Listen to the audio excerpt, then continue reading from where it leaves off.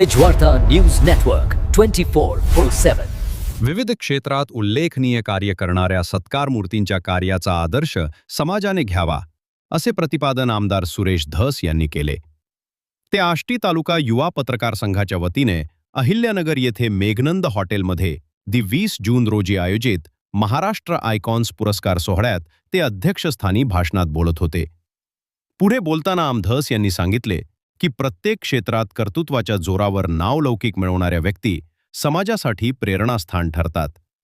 त्यांच्या कार्यातून तरुणांनी प्रेरणा घेऊन आपल्या जबाबदाऱ्यांची जाणीव ठेवत कार्य करणे आवश्यक आहे. आजच्या धावपळीच्या युगात वेळेचे महत्त्व अधिक अधोरेखित झाले असून प्रत्येकाने आपल्या कार्यात वेळेचे बंधन पाळणे गरजेचे आहे. आज कोणालाही कोणासाठी थांबायला वेळ नाही, असेही त्यांनी नमूद केले.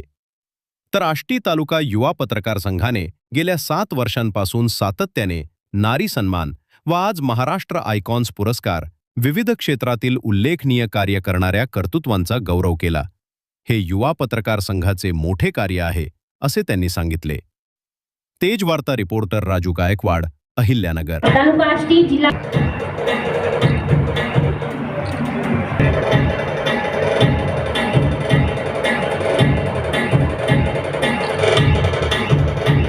पत्रकार संघ आष्टी यांच्या वतीनं आयोजित केलेला राज्यस्तरीय महाराष्ट्र आयकॉन 2026 या निमित्त विविध क्षेत्रातील उल्लेखनीय कार्य करणाऱ्या कर्तृत्ववान व्यक्तींचा राज्यस्तरीय सन्मान पुरस्कार समारंभ या ठिकाणी ठेवलेला आहे. या कार्यक्रमाप्रसंगी आपल्या सर्वांच्या आवडत्या आणि ज्यांचं प्रचंड मोठं काम आहे त्या आदरणीय सुधाताई कांकरियाजी, ॲडव्होकेट स्वातीताई जाधवजी, अशोक महाराज भोसले, डॉक्टर संदीप गाडे या ठिकाणी उपस्थित असलेले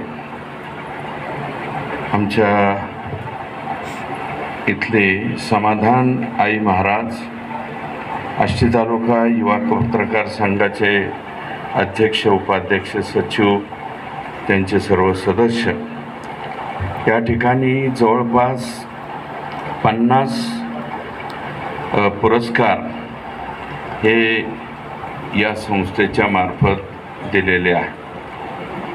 तर त्याच्यापैकी एक 10-11 पुरस्कार आपण दिले आणि या व्यतिरिक्त साधिके शरण्य त्र्यंबके गौरी नारायण नमस्तुते. महाराष्ट्रामध्ये वारकरी संप्रदायामध्ये काम करत असताना अनेक अडचणी आल्या, पण हा तृतीयपंथी समाज म्हणजे समाज हमेशा सच के साथ.